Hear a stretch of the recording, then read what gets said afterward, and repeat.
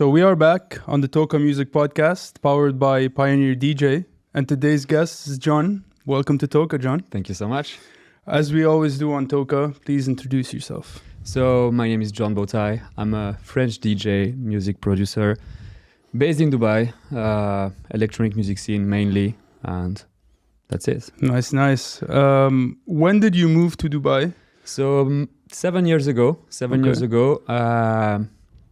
been a long story since, actually. I actually want to ask you why and how has it been so far? So, in France, I was also a DJ, but I couldn't do only music, or I couldn't do only electronic music. And I checked around and noticed like in Dubai is maybe the only city in the world where you can DJ every day, all year long.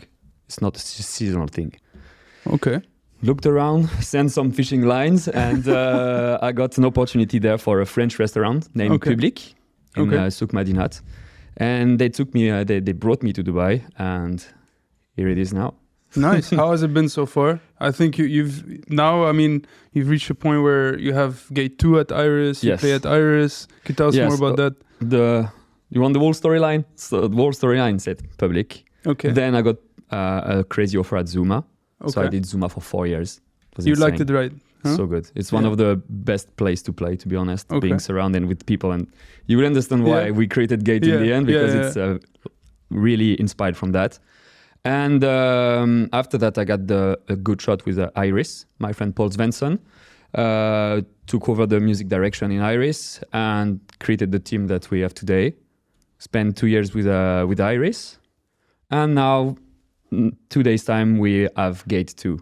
Nice. I want to know more about Gate 2, the story of Gate 2, how it started. It's been causing a lot of buzz recently. I've been there a couple of times and I love the vibe. It's a bit unique in Dubai. It is. I want to know what Gate 2 is offering also outside of the party. Because I know, because we've sat down, we've discussed this, and you guys have ideas that are not just limited to a club. You guys have a lot of ideas, especially now. I mean, this is going to come out after Ramadan, but I know you guys are also doing something special during Ramadan. That's outside of the party. So could you tell us more about that? So, story of Gate 2. Iris was first an outdoor venue. And they created right next to it an indoor that we're using during summer when it was too hot in Dubai. Now the outdoor is covered, and with AC and everything. So it's like all year long place. So Iris was facing the problem that we have an empty big club next to Iris and what to do with it. And also Iris wanted to move more commercial in terms of music because it's like a 1,500 capacity type of venue. It's bigger now. Yeah, it's kind of big. So you cannot go super underground and complex every time. And they also love the DJ team that they have. So I mean, Paul, Fred, Can, all of us. Such a tight group. I love that. And they were like, Paul, John, if we give you a little bit of the indoor, would you be interested by taking over this place completely? You do whatever you want inside. Few coffees in with Paul, we had like this crazy idea of let's have this little space which is like roughly 150 people inside, max, and make it our headquarters. So we design on the ground floor the most immersive club possible for a DJ and for the guests, and we put mezzanine on one side with a music studio on the top. So it's like during the day we work, and you're making music there. You're inviting also big producers to come and jam with you guys. We had the idea is we had Nandu, we had Mojo. Yetmore is actually also in the studio these days doing some stuff. He lives in Dubai now, right? Yes, I heard. Yeah. Amazing guy. He's also half Lebanese, half. I think he's French. Half French, half Lebanese. From what I know. Yeah, I think so. I spoke French with him. I need to fact check, but I think he's also half Lebanese. So this is our workplace during the day, and it's the way we design the place with Paul is we don't want this to be only a club. Like it's more than that. When you go into this place, you feel like people are living inside it. It feel like a loft or something like this. That's why we are planning to do inside some masterclass, let's say Cannes, right here. You just want to make some What's up, Ken? Ableton classes there. Nice. You know, you put the screen out and we explain stuff just to make everyone, let's say, all the music scene in Dubai having something to hold on. What else we have? We are. It's not done yet, but it's in the pipeline. We want to do ear protections. Yeah, because for everyone, important. to get your molded ear protection. Yeah. So you're gonna do the Yes, we're gonna bring the guys over, and they're gonna just print people's here for all day, so just to get like. Consider me your first client. Yeah. It's in the pipeline. We have during Ramadan, as we are close, we are trying to open it as a cafe, workplace cafe, so you can come by the day with your laptop, work, and get like coffees on the side. And we target artists. You more see me than, there. Yeah. It's like you come, you have your meeting, you can work, and Nice. you will see people working in the studio and stuff Nice. around. Like we really want to keep this place alive all the time. And we have the funny one, which is like we have a collaboration with Techno Gym coming on during Ramadan. So it's gonna be 2 days where we're gonna do spinning classes with the bikes. So basically, Techno Gym, they bring their instructor, they bring 20 bikes. Wow. And we are working on it right now with Paul. We are trying to make to prepare a DJ set that will fit The gym spin class. Yeah, so we had the meeting with the instructor. They send us the way, the progressions and all the graphs and stuff in terms of BPM intensity. And then we'll have to perform it live, which is a funny challenge. Wow, it's nice. So, yeah. It's just like nice. We are trying things there, just trying to use as much as possible the club in every different aspect that it can offer. That's nice. I mean, especially when it comes to fitness as well. I love fitness and all of that. So, and Dubai really promotes both 100%. the music and the 100%. fitness, and you guys are trying to combine it. So it's very cool. Speaking of the region and Dubai, how do you see this region's electronic music scene evolving, actually, and how do you compare it to the one in Europe? Because you're French, and I'm pretty sure you've experienced the European scene as well. And how do you compare it to that? How do I compare it? I would say that Dubai is one of the most buzzing region, music-wise. Yeah. Everyone is here right now. I remember back in time when I was in France, I was waiting for, let's say, Amnesia to release their lineup because I will finally see this AAA artist, finally see this one or this. Yeah. In Dubai now, if you miss someone this week, you will see it in 3 weeks or in a month. All the big DJs are coming all year long, and so also I've never seen. I don't know the amount of DJ booths there is in Dubai. Like crazy. All the venues, they have a DJ booth and DJs playing every single day. So everyone is competing in a nice way. Actually, I feel like there is no real fight or really people being like mean to each other. I really like the fact that everyone is making his things. Yeah. Mainly in electronic music right now. Let's say it's very Keinemusik and Afterlife, main two things. Let's say a bit too much based on the Instagram. I think music is a bit at the back. Instagram first and music, real music at the back. And Europe. If I have to speak about Europe, I think it's a bit more complex. I've seen many videos or stuff. People saying like people are not going in clubs anymore. Club frequentations are going down. Yeah, I've heard. But on the other hand, when I see my DJ friends, they are playing the same music they were playing 7 years ago when I left. Wow. Or just new remixes of things that I don't feel like the music scene is really evolving. Or maybe they're just focusing on something that is already dead and something is pushing on the background, but I don't see it yet because I'm not on site. But yeah, I feel like they're a bit more struggling on that side. I don't know the reason exactly, but yeah. So you're saying that in Europe, like they're stuck at innovating the sound in a way. 100%. Yeah. And last guest that I had here was Hannes Bieger. And we spoke a lot about this, and he said that, we spoke a lot about the region's scene, and he said, like, I really hope in this region, because it's being brought to the map, especially in MENA, so Dubai, Beirut, Egypt. He really hopes that we push the envelope when it comes to exploring new sounds, experimenting, try to have more underground type of clubs to experiment new sounds, and I believe it's happening bit by bit. Yeah. But to go back to Dubai, do you feel like there's something missing in the scene here? Is there something lacking here? Because I hear a lot from my DJ friends and everyone else. So I'm from Lebanon, so we have a very big strong industry, super buzzing. We have a lot of DJs, a lot of clubs. But I have a lot of friends that come to Dubai and say like, all the big DJs are playing, too much options to choose from, and there's like this maybe cultural lack, if I want to say, in the scene. Like, as you said, there's a lot of Instagram, a lot of posting reels and all of that, like stories.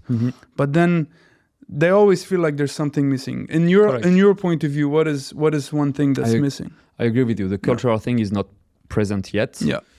Because the way here everything is very well controlled, and it's led by.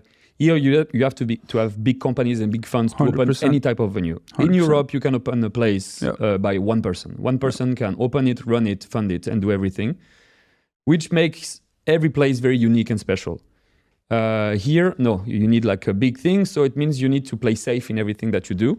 And playing safe means usually taking away the risks to have a strong personality into something. Take something that works and stay on it. I love how you put it together. No, it's 100% spot on. I think that's the main issue of why Dubai is like this, if I can call it an issue. But in the end, it's starting slowly to, these big things are culture is leaving some small things on the side, and it starts like seeds are here, and it starts to grow now, I believe. More gate twos, more stuff. Yes. I think it like, step by step. For example, I remember a few years ago when I said like, guys, I really want a party with no phones. Yeah. I really want a party with no phones. It's so annoying. They were saying like, no, it's crazy, it will never work. In Dubai, it will never work. In gate 2, this is the policy. We put a sticker on the phone. Not for you to misbehave, but just for you to enjoy the music. Stop using your phone. Just put it away. Yeah. That's why actually the sticker is even going on the front, so you cannot unlock your phone with the facial recognition. So it's just to annoy you a little bit to use your phone, to remind you, because you take it by automatism now. It's just like I have 1 minute, I don't know what to do, I take my phone. And people are shooting moments, but they're not enjoying the moment. Yeah. They're wanting, they're dying to shoot the moment, but they're not. I'm dying when I see those videos. Today I saw again Marco Carola. I was playing somewhere and the phones up. And exactly. And you're like, why do you do this job then? Yeah. Why do you do this job? You do this job for Instagram, or you do this job for memories that you will actually experience? I was watching the Daft Punk set from 2007 from their live tour that got leaked. Of course. I was buzzing when it came out. They literally had the cameras, they're shooting like parts, but then you see thousands of people just enjoying the music, genuinely enjoying the music. Yeah. And I don't think it's there's not much like that anywhere in the world right now. Correct. I noticed this, for example, so when you listen to this type of DJ set, like what Daft Punk did, it's like watching a movie. Yeah. 100%. So you just go through all the states of what's happening, and you just love it. Now, when you see a DJ set, let's say I will shoot a big shot on this one. Go ahead. When you see, for example, I will take the two major ones these days, Tale of Us, Keinemusik. You can. So I've been to Keinemusik in Dubai, and I was like, yes, but I feel like they are not telling a story. They are just like trying to get the best reel possible throughout their set. And it is so big that now even the people, the way they produce music, they produce it in the way to get the best reel ever, because this is how you promote your tracks anyway. They're remixing classics, Arabic classics, some great remixes, but I believe the purpose of these remixes are to create moments like this, but rather than cultivating a bigger goal out of it, And I agree. I'm not saying it's bad, because those guys they've done everything. They've built an empire. Exactly. This is so strong, and I don't think I will be even like close in any way in my life. But I'm just saying that the purpose of a DJ first is to make the people dance and enjoy. And I'm gonna bounce again on Gate 2. The way we designed the venue, the sound system, we haven't spoken about it, but it's a crazy. The sound system is really overpowered, and the way we've done it is, it's like when you go to the cinema and watch a movie in IMAX. the place. And the place is designed for you to enjoy what the director of the movie tried to make you feel in any way. Image, they have more colors than everything that a normal TV or whatsoever. Sound, same. This place is the same. We have the best way to make you enjoy the story that the DJ is gonna bring you. And 2 hours and a half, it's more or less what you can get on a movie. This is like the timings that we give to DJs. Same, we take only 2 DJs per night. It's really important because when you have like, okay, it's cool to have 10 days on the lineup, but 2 of them play what's the point back. of playing 1 hour? What's the point of playing 1 hour? I'm sorry, I have nothing to say in 1 hour. That's true. I might feel comfortable after 45 minutes. 2 hours and a half, for me, it's like the sweet spot of it's not too short, not too long, and you can really tell a story without having the people getting bored or losing attention or going into the extreme type of performance. 100%. And there's one thing that stuck to me when we went to watch Pierre Locher. Yeah. He's a good friend of mine, good friend of Toka's. He released with us. And when he played at Gate 2 and we were chilling before his show, and you told him something because he was playing right before you. And usually, I mean, okay, so he's right before you, so should I play warm-up for John? But you told him something that I really, really appreciate. You're like, do your own warm-up and consider it as your main set. So enjoy your time. Go enjoy the set. So be your own warm-up, be your own main, and then I'll jump in, you know? So it was such a nice thing to say because some DJs say, no, I want you to warm up. Don't exceed that. Okay, he's not going to go over 130, 135 BPM, but go enjoy your time. No need to set some limitations, you know. And he generally did, and I believe the night was great. It was amazing. Yeah. It was amazing. Like that's true. It's like it is so frustrating when you book an artist and then you ask them to just like level themselves. I like to call you have the opening set, I have the closing set. There's no main set in the end. It's like opening and closing set, and it works pretty well. 100%. I remember like his set was bang on. And in the end, when the place is nicely made and everything is really holding people correctly, I went a bit. I think I went a bit up and then down, and then I took again like until the end, until the closing. And no, it was really nice. It was a fun night. It was a really fun night. Also, I know you guys have residents at Gate 2, so you have a nice little pool of DJs that are a bit outside of Iris. So there's you and Paul, who started Gate 2, and then you have a list of residents. Can you tell us more about the list? So Sam Gino, he booked me for his event in Euphoria, called Euphoria? Yes, in Bahrain. Super cool guy himself. He's like a freak of details. Like I love the way he works. He's like overthinking everything. Looks super relaxed, but he's stressed as fuck. But he has I don't know. Like just when you see the way he organizes his record box, he's a freak, and I love him for that. I love that. That's what I do personally. Yeah, exactly. It's overwhelming when you see my record box as well. Kenza. It's supposed to be the other thing, like make you feel relaxed when you look at it. The stars, where this one goes, comment. And Kenza. So just to go, why we select this type of people, we are not trying to bring the DJs that Dubai scene knows already, because there's a lot in rotation all around. I want to have the one with a personality, someone that has a very special way of seeing his music and that is really dedicated to music, and not dedicated to Instagram.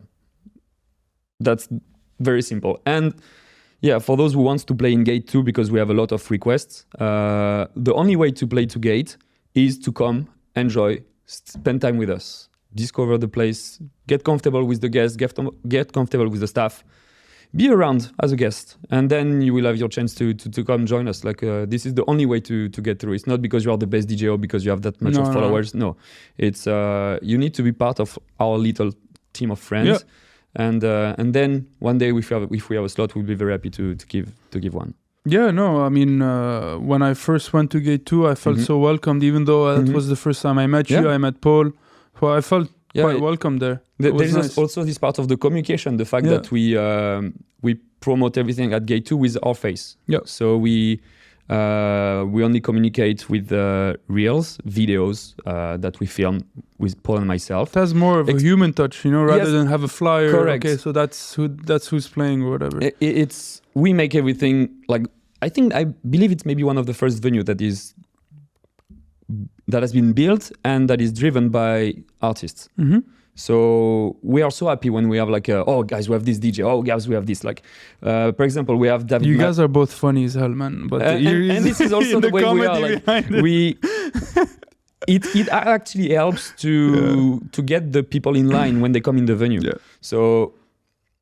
I personally look forward to these videos to see the shenanigans that happen in these videos. Spoiler alert! In the one that are gonna come after during or after Ramadan, I was super sick. I'm not even talking.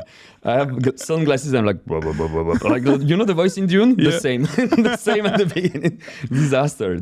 I'm like dead. The police doing all the job, and I'm just here like this. You have a very nice sense of humor. I've been going through your Instagram the other day. And I found the series of Hey John. What happened to this series? I think it's a TV thing that I remember. Like one guy was obsessed of putting like a wig and just like you call him, and then he was turning and just a face cam. But you have the sunglasses. And every time he's with weird glasses, like weird sun is like, give me that, call me, and but I love it. It's it's a nice. It's hilarious, man. Okay, now going back to. What you do as well. No, I think we're good. No, but going back to what you do, basically, you're also part of Calamar Crew. Yes, I would love to know more about that as well. Calamar Crew. Yes. So Calamar Crew has been founded by Mojo. It was, I think, right before COVID or during COVID. So Mojo is a really, really close friend of mine. We know each other since like maybe 10 years. Basically, I met him as a guest DJ when I was resident in south of France. Okay. He was at the time... So you knew him from long before? Yeah. Like, he's also part of the guy that made me who I am in Dubai. Resident DJ of the Hit Club in Montpellier, which where I'm from. Mm-hmm. He came as Chuck Wonderland. I'm gonna start to send some names. Chuck Wonderland, it was his DJ name before. And he was the resident DJ of VIP Room. Yes, he also opened Base Dubai. You play there as well, in right? VIP Room? No, never. No. Not the VIP Room, sorry. You play at Rhythm? Rhythm, yeah, Rhythm. What's Secret Room? Yeah, Secret Room. Secret room Rhythm. This is also one of the events I curate. Yeah. VIP is commercial, right? VIP Room is. I mixed it up with an amazing open format DJ. Yeah. Oh wow. So he had this Chuck Wonderland project, and we met there. We got friends, and when I decided to move to Dubai, I actually moved to his house. He had a villa with was sharing like bedrooms. And I moved to his place, and then he introduced me to a lot of people because he was in Dubai already since like 7 or 8 years ago. So it's like 15 years back. So he's been through the rise of Dubai. Oh yeah. He knows everything. He knows everyone, everything. It's insane. Then after he moved to Hong Kong and created Calamar Crew because this project Mojo. Yeah, it's a label now. So Calamar Record is the official name, but then we say Calamar Crew because we are like a group of friends.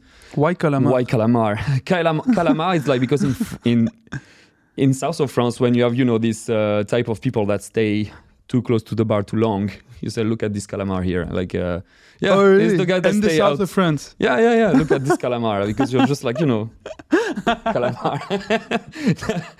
So that's why, because this group of friends always sticking too much to the nightlife, sticking too much to and together as well. And why not Calamar? It sounds so absurd. The day he announced it, I was like, it is so shit. It is so bad. But in the end, it's so catchy. So well done to him. It's a very nice name. So Calamar. Yeah, it's Mojo, Demaya, Notre Dame, Kashowski, myself, Remind, and few other people around now. Notre Dame, yeah. Notre Dame was part of the label at the beginning, yeah. Okay. If you check out the first album. He had a hit, right? Like a... Yumi? He did Yumi. Yeah. Not many hits. Yeah. Like Notre Dame is like a fantastic producer. Yeah. He's so good. So good. So relationship with Calamar. COVID strike. We have an album that we want to release as a Calamar Crew album. Just to present all the artists. I think there's like 14 tracks or 12 tracks. 2020. That was in 2020. Yes, correct. And at this time, Dubai is kind of the only livable place on earth. So Mojo came to my place and he lived in my place. I had a spare bedroom and we we lived together for almost a year, I think. Okay. And basically making music all the time. That was the thing. And everything took off after. Like I remember I was with him when he had this message for to do the remix for Swedish House Mafia. That's how I know him, by the way. And he started the remix at my apartment. I remember it was like a crazy thing. It was for the Weeknd's track, right? Originally, no. Originally, it was for Heaven Takes You Home. Okay. But he did the remix for Heaven Takes You Home as well. Yeah. And the one for with the Weeknd. Because I was like, the album was out since like a month. That blew up, this remix, right? Of course. Yeah. The album was out for a month. And we were like, okay, they want you to do Heaven Takes You Home. I said, like, try to also get the other one. It was like, push for you. If they say no, they say no. If they say yes, you have. It's fine. If you can do one, you can do two. But the 100%. Weeknd it was like the most streamed artist, male artist, or artist. I don't know on Spotify, and still is this year. So like, put your name on that. It's like, go ahead. And I remember that he has done the track in one day. Wow. One day, like in one day he had already the whole thing. Yeah. Super fast. And now what's next for Calamar? What's next for Calamar? We're having more house turn now. Okay. I know that at the beginning it was really Afro house-ish. But now it's going towards a very house, back to classics type of thing. I have a track going on with them. Is it the one you teased this morning? No. Okay. No.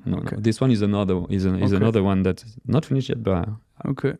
Would love to listen to some demos, man. I have a few. I have a lot. Are you gonna play in a couple of your unreleased stuff? I can do that. Okay, let's do it. We'll look forward to it in your set. Speaking of DJing, who would you love to have a back-to-back with at Gate 2? DJ Tennis. DJ Tennis. I love DJ Tennis, man. He's the one I dreamed to get inside this DJ booth, and I would love to play with, because every set that you check from him is super different. He has such a wide range of stuff. It's so good, so great. He's so good, man. And I love his music as well. He's also innovative. Records. Yeah. Super. He keeps a very artistic thing, and he's fan of food, which is he has a cooking show on YouTube now. Yeah. He launched a new thing, like it's a YouTube channel. My where girlfriend would love that. DJ and chef. We are working on it. It's also, I'm not gonna say, but it's in the pipeline with Paul. We want to have this concept where we bring the chef, having the DJ, which are also cooking. Tromer is also doing this a lot. Okay. And having like a cooking thing before the DJ sets, and just to monitor all of that. That's nice. That's very nice. Yeah. Do you cook? Used to. I'm not gonna say yes. Retired. I'm a retired cook. It's been so long I haven't cooked anything, but yeah. Because I know Alex Twin, he said a lot about cooking and how he loves to cook Romanian food. Mojo is a great chef. Yeah? Yeah. Paul, is he good? Yeah, actually, yeah. Paul is what good. About Can? Paul is good. Can, he grills everything. We used to do barbecue at my place. He's the one that stands on the grill. For 4 years, Monday nights, we're having barbecues at my place, and it was always spot on. Nice. Okay, so we all know the impact of Pioneer. Yes. Now, speaking of DJing as well, and since they're probably the biggest in the music tech, electronic music tech industry. How was your story with Pioneer? What's your favorite gear? So, story with Pioneer started with the CDJ 800. The CDs. Yeah, the CDs ones. Insane machine. You can like so solid, so reliable, so cool. And then record box came in. Saved our lives, man. Insane. Yeah. Insane. Finally, you can really work out your playlist and stuff, and saved a lot of time. Yeah. Oh, so good. So record box, definitely one of the most vital things ever. And then me personally, I like to use the DJs 1000 because you use it in all of your sets. Yeah, it's so as much as I can. As much as I can. Because I used to be a drummer before. Before DJing, I was a drummer, playing in bands and stuff like that. So having this possibility to do live percussions, synced and going nicely within the whole gears, I was like, this thing is mine. Okay, I remember I took it the first day it was out. When I saw you play, there are some tracks that even in the break, You kept the rhythm latching with the DGS. You kept us going. It was a nice groove, man. You really know how to use DGS properly. I spent so much time.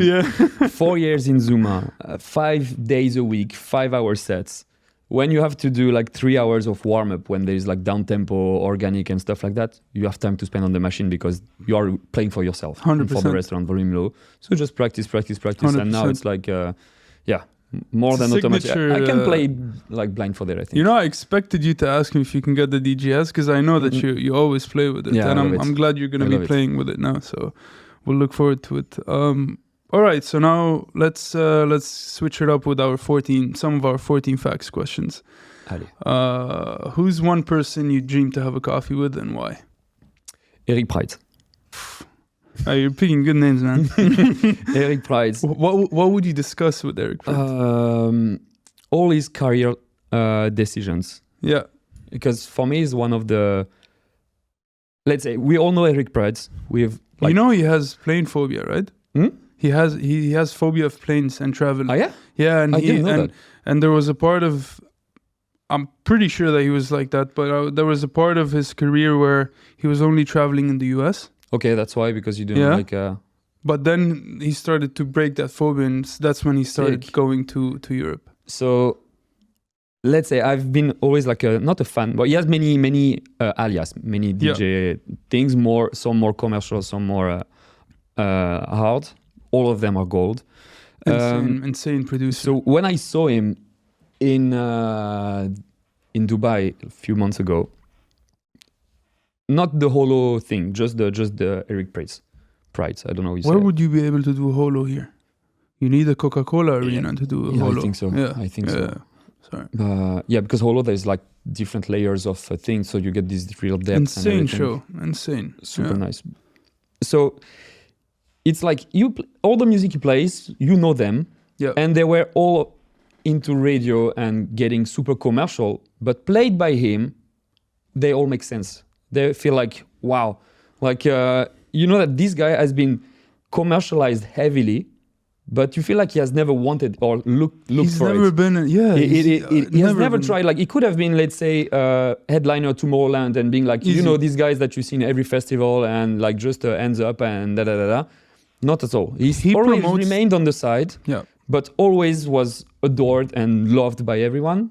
Let's say for the sets, he played Opus. You know, Opus with all, and we still, in all the bad places, with the tissues. Exactly. How many bottles are still being sent on Opus every day. When he played it, it made so much sense in the set. I cried on Opus. And because he played it at the right time with the right thing. Yes, and it all makes sense. Yeah. It's like, I finally understand exactly what he's cooking and what he's doing. No, beautiful. Love it. Yeah. And you see the guy, like the most random American dad you can see. So relaxed. He doesn't like to be in the front. So you see, he promotes the art. He with the holo show. Insane show, man. So that's why I would really like to understand more about this person, because there is so many things behind this name. So much more than what we know. Nice. What type of coffee would you like to have with him? Give me a V60, like a mega pot like that, and I just drink for hours. Nice. I don't want to blink. I don't want to miss anything he says. Stay focused. I'm struggling to focus, so I really need something like this to keep me on. If you had the chance to do a film score from any movie from the past or any upcoming movie, which movie would you choose and why? So, it's not going to be a movie, it's going to be a series. And it's something that I never understood why. Yeah. Such a great series, but why this sound like this sound introduction? Yeah. Breaking Bad. I don't get this mystic type of thing. There is nothing mystic in the series at all. Like these 10 seconds of video every time was triggering me. Now that you mention I don't like it. Now it that doesn't you make sense with nothing. It's ringing in my head. I remember the soundtrack very well. Oriental, Indian-ish, very like with all this smoke thing. Yeah, okay, chemicals and stuff, but it is not. There is no green. How would you turn it? In what way would you switch it? I don't know. I was like just thinking of your question today, and I was like, this triggers me because of the other things. Let's say Lord of the Ring or all of that. These are masterpieces. I cannot touch them. It's part of the movie itself, so I don't see myself retouching it. The only thing that bothers me is like, why such a great series like Breaking Bad having this piece of sound. Do you love the series? Yeah. Have you watched amazing Better Call Saul? Hmm? Have you watched Better? No. You need to watch it. I'm one of the few that says that I liked Better Call Saul more than Breaking Bad. Very bold view, but you really need to watch it. It's a bit slow, but you will love it. My attention problem is kicking on this one. I started it, but I knew that was just slow. in the end. At the start, it's very slow. But third season onwards, it's insane. It was the same for me with Breaking Bad, actually. Yeah. I forced myself to watch the 2 first seasons. Really forced. It took me maybe... Were you watching it while it was being aired, or when it was already done. This is why we finished it, because Better Call Saul, now people like... Okay, now it ended. So people now might say, okay, so it's slow for the first 2 seasons, but I'll wait because I know that the third season will be good. But Better Call Saul, you're watching it while it was going out. So that's why, okay, we might have given up, but you can't give up on it. You need to continue. Yeah. Let's see. I'm not very good at series these days. Really. What about movie? What movie would you love? What's your favorite type of movie? And it's all the sci-fi ones. Like if you go... so of course, Last Dune. Did you watch the second one? Yeah. In IMAX? Yeah, of course. Insane movie, man. It's like the last hour you cannot breathe. Yeah. It's just like, it's always like holding you like this. And my favorite part is like the movie finish, everyone goes to the toilet because it's been like 3 hours, something like this, that you are out. Yeah. No one is talking. Yeah. Everyone is walking super slow like this and silence. The cinematographer needs to get the Oscar like right away. Like just give him now the Oscar. Like his work is exquisite. It's super nice. They shot it in, I think, part of it was in Abu Dhabi and part of it was in Jordan. Insane. And the director's French. I think Villeneuve. Villeneuve is from Quebec, no? I think he has a strong accent when he speaks French. Really? I think he's from Canada. Okay. He could be. I'm not sure, but I'm really bad at these guys. But no, insane movie. Speaking of sci-fi, if you had a superpower, what would it be and why? Invisible. Ooh. Now a lot of DJs have said that. Invisible. Why? It was when I was... so this question, this is funny because you asked it, but it was a question that I had in my mind since like a few months ago. I don't know why I was thinking about it. Like as a kid, I remember that I always wanted to have superpowers as every kid. And the one I was always picking was being invisible. Why? What's So the only answer that I have is I am out of work, out of my craft and everything. I am one of the shyest person ever. No joke. You can ask Can on the side. He knows that I'm pretty shy as a person. I'm really, really shy. And if you meet me during my DJ thing or whatsoever, I'm very comfortable because I know what I do. It's your zone. I control every single aspect of what's happening. Yeah. If you catch me on something I'm not ready for, it's gonna be turning red, and that's it. Wow. And so you don't give me that vibe. Because we're always I have the question before, so I was like just processing everything, and we met already before and everything, and I know I'm gonna be kind of comfortable, so it's fine. But in real life, I'm super, super shy and very uncomfortable with people. So being invisible is really something like I wanted for that. Like just like I don't want people to see me like as a kid, or even not kid, young adults going to a shop. If that someone asks me, "Can I help you?" I just turn red and leave. Wow. It's like it was a real problem for me. Like even to speak in school, impossible. Yeah. Like you will never see me raising. Like you will see me doing stupid stuff in class, but raising my hand to give an answer, never. Go on the board and speak, even less. I'm also very shy. I mean, I sometimes people tell me I do give this vibe where I'm just silent, calm, just observing. I was super shy. I still feel like I'm a bit shy, but I do understand what you mean. Like when you're in your zone, you feel like you're more in control. You tend to be more social. But we have a battery for it. Like sometimes like khalas, the battery's out. Yeah. Oh yeah. Sundays after the weekend. Yeah. It's like no one talk to me. No one do anything. Yeah. No, I'm out. Yeah. Nice.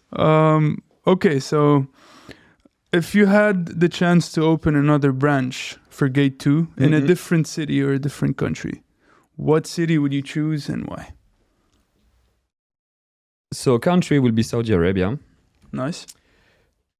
Probably Riyadh. Jeddah, I've never been to Jeddah, so I don't know exactly what to expect there, but I spent some time in Riyadh. I would say do it in Jeddah. Jeddah is it's more, from what I know, from the people that I know, it's culturally, it's mad. So that's because this place for me, Gate, is a cultural place first.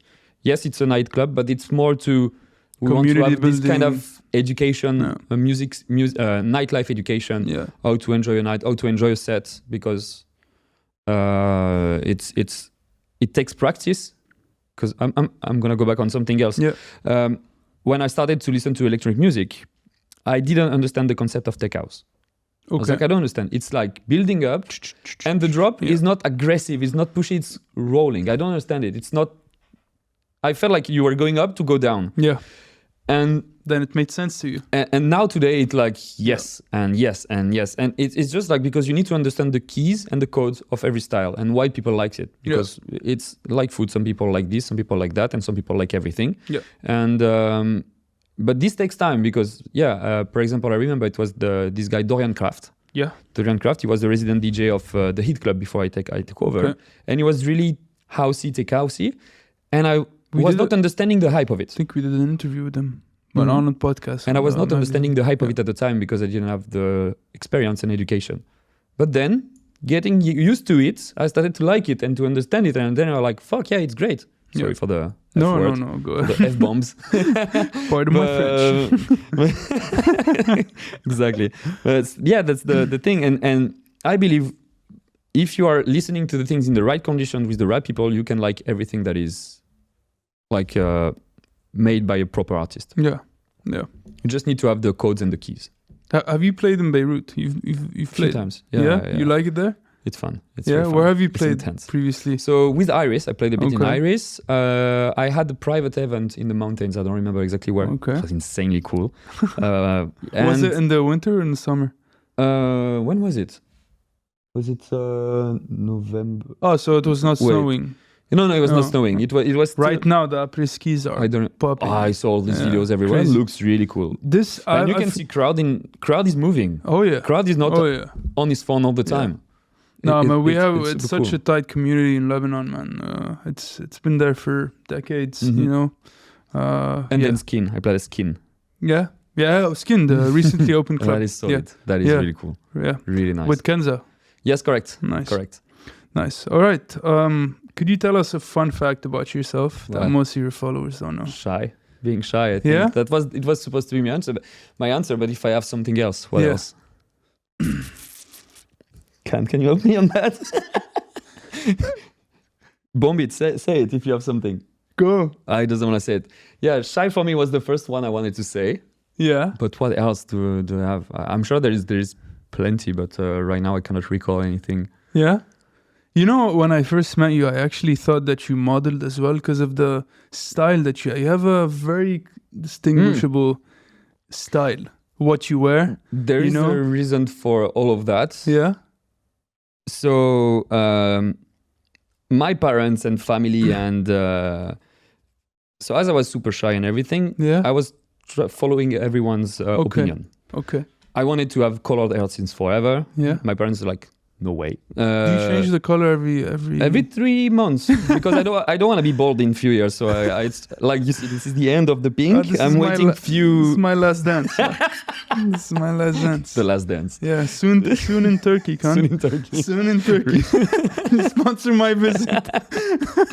But it's like I was always listening to everyone thing and not really paying attention and not trusting myself at all. This was the main issue. I had a very low self-confidence. Still very easy to break, but I'm confident on few things. And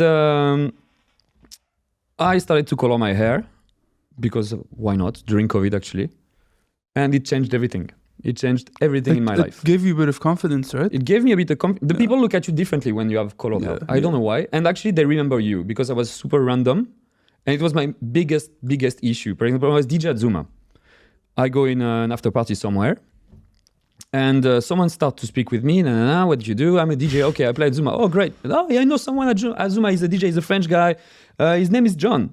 He's talking to me about me. And I'm like, you really have a serious problem with your image. Like I think my hair is a different color today. It was at the time I was like super in the box. And then I was like, I really have a serious problem of image because the guy remember me, loves my music, but cannot recognize me even if he's talking with me. Okay. And then I started to color my hair, and he's the blonde guy. Then the mustache. Oh no. Oh, the nails. Well, I don't have him today. Sorry, guys. But it's all these little things, in the end, just do it. You will have some people that will start to talk at the beginning, but whatever. Try. And what about your style? I mean, your outfits. The other day, during your set with Pierre at Gate 2, you're wearing an Adidas gilet, like a vest. Yeah. I'm a big Adidas fan. So about your style as well, because I know it's also very... My style is I try to have things that are a bit original, out of the box. I'm not running after clothes, but if I find something cool and interesting, I think I can have it and use it. Okay. Why not? I don't know. I don't really follow any fashion. It's very colorful. I love how you like colors. Yes. Yeah. Trying to be as bright as possible, fun as possible to just do. Nice. I think also, as a DJ, it's more like when people can recognize you for a reason, it works well. Not only your... Yeah, it really changed when I started to wear weird stuff. Mm-hmm. And when you are confident wearing them, you're fine. You're actually fine. Amazing. And you can do mistakes. Oh, 100%. And it's fine. It's fine as well. You can have like a shitty outfit one day and be like, it's okay, I won't do it again. Yeah. And that's all. Top. All right, so to top it off, we want to know about your upcoming plans and releases for the year. Anything you'd like to announce? The floor is yours. So, release, that's the thing I've been the worst on. I'm the king of unrelease. How many unreleased tracks done and not finished, not released? 20, 30, something like this. Wow. So I'm actually like the one that you were talking about earlier. It's a project that I started 6 years ago, I think. Okay. That I reopened and finishing it now. Okay. I finally found the key to finish it because it was great, but not playable or nothing good. So now it's gonna be done. This one, I know that I'm gonna finish it this week because I know everything I want on it. So on the close call, I know that Reese's with Calamar. The track is called My Love. Then we will release as a free download with Demaya. We remixed Stroma e Te Quiero. Okay. So Stroma e Te Quiero, Paul Kalkbrenner did a remix of it. Love Paul. But it is so hard to play, or even the quality of it, because it's a live recorded thing, so it's very squashed and everything. I know that took the track over, we rebuilt the whole bass line and whole everything to make it more accessible for DJs. And to make it like a strong DJ tool. So this one we might release it as a free download soon. Okay. And then I have another track, We Invented Dancing, that is finally done after 3 years of work and versions and things. Tested and approved by me, which is the most annoying thing. And now I'm just trying to release it on some cool labels. Amazing. DJ Tennis, for example. Life and death would be a dream. Use that in your pitch for the label. Put it as a snippet in the email. DJ Tennis. Put it in the background. And what else? Pushing Gate 2, trying to get this place up and running and being like a proper cultural point in Dubai. And maybe some other things, but I cannot tell more. But a lot of things. Amazing. Where could people follow you? Instagram, this is where you can find everything I post, the link tree with everything around. Go on Instagram and stories, stupid stuff. Not very ego-oriented Instagram. So amazing. Thank you so much, John. You're welcome. It was a pleasure to have this talk with you. I know we could have also gone longer. Oh yeah. I wish. But thank you so much. Pleasure, it was super nice. Thank you guys for watching. Make sure to like, subscribe, comment. Also, make sure to check us on www.tokamusic.com. We recently revamped the website. It looks super fresh.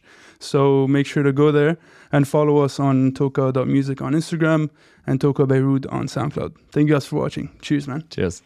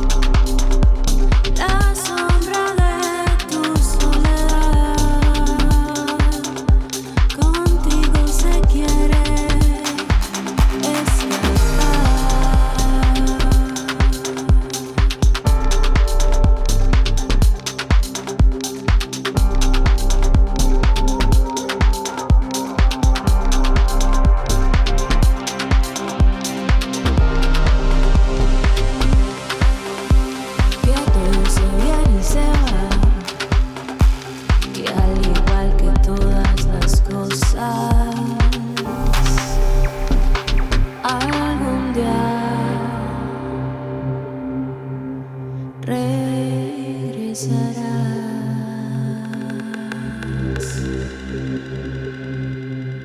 tú regresarás,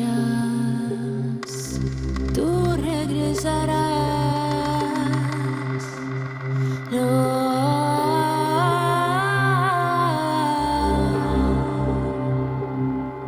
Tú regresarás.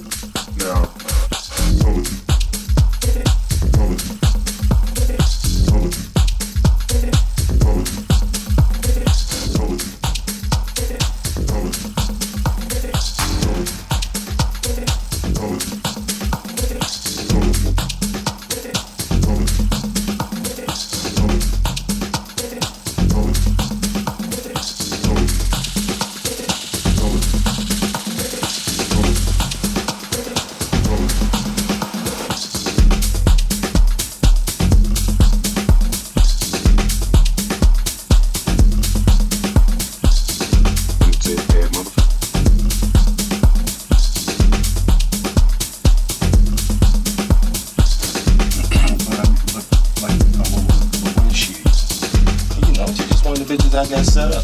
I got mail over Hermosa Beach, and I rent this little place for some moments in Compton where you stay.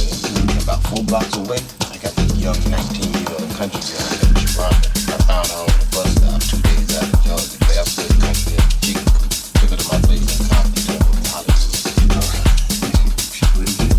Hell yeah. That dumb country ass Compton in Hollywood. Closest she ever been anyway.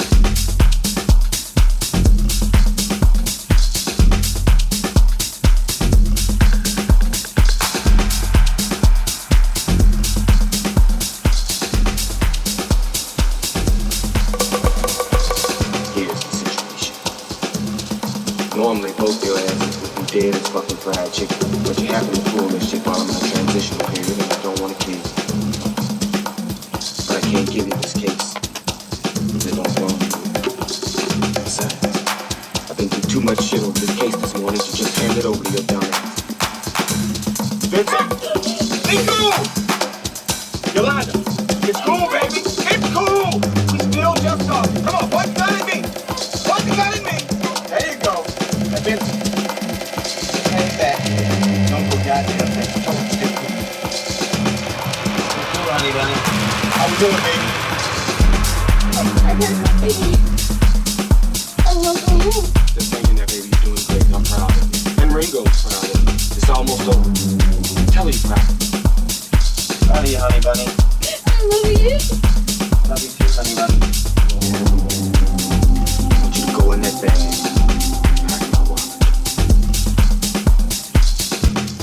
I said, the one that said bad motherfucker.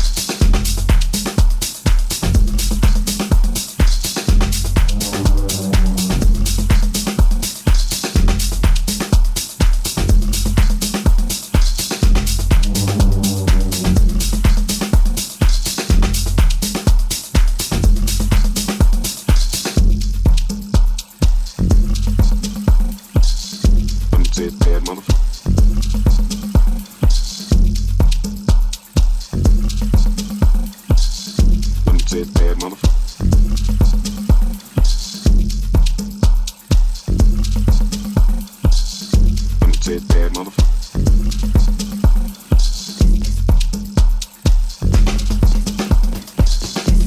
Say it's bad, motherfucker.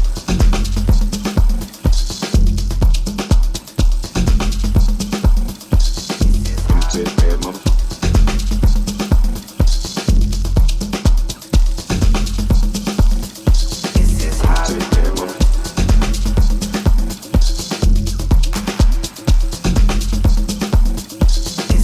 Say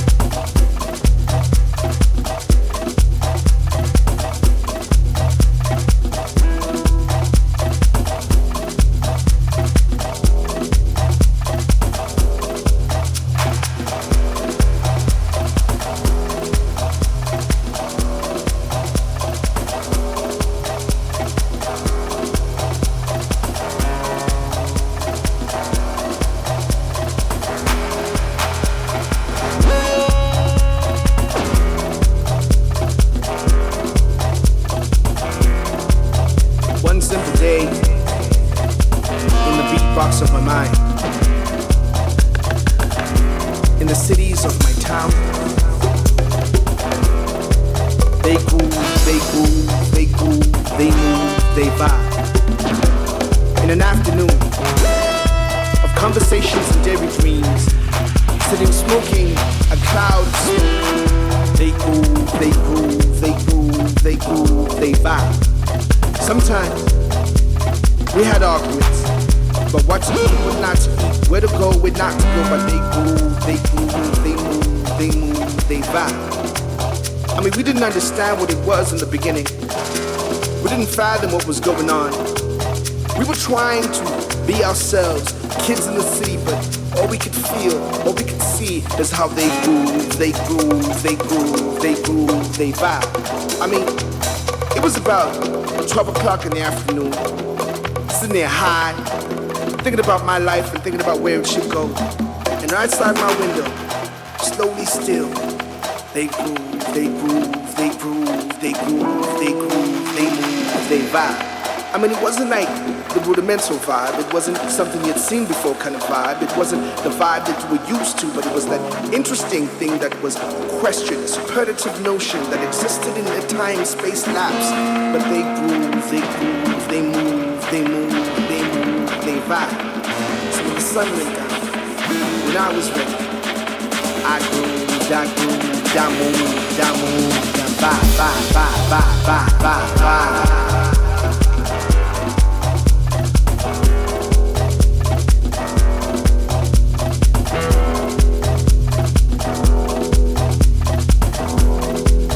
I was down.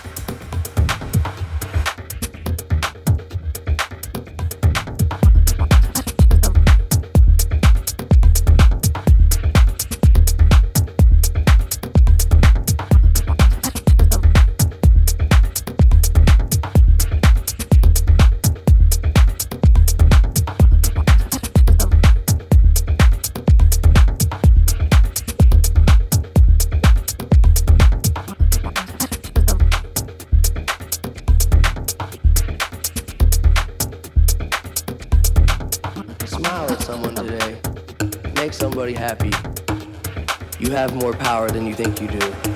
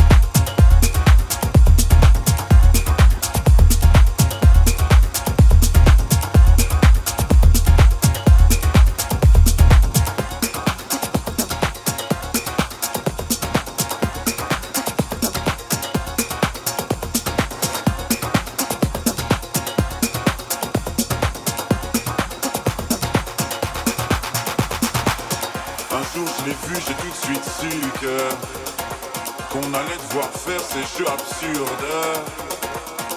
Bijou, bisou et le tralala, mots doux et coups bas, insultes, coups, etc., etc. Non, pas les miens, mais les siens, oui. Notre enfant deviendra aussi le sien ensuite. Enfin c'est le juge qui insistera, j'imagine. Imagine-moi, télé sous le bras et mes jeans sales et puis tout ça. Je l'aime à mort, mais pour la vie, on se dira oui à la vie, à la mort. Et même en changeant d'avis, même en sachant qu'on a tort, on ne changera pas la vie. Donc comme tout le monde, je vais en souffrir jusqu'à la mort.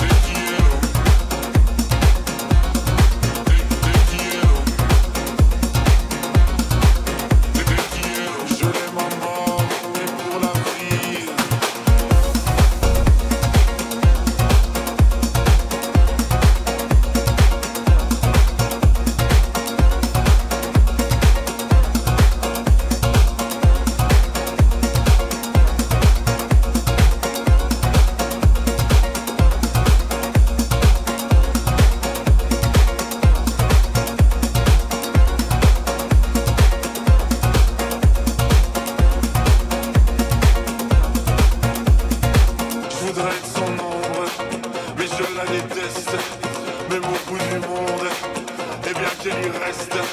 Oui, je l'aimais tellement que je l'aime encore. Je n'aurai pas le choix, non, jusqu'à la mort.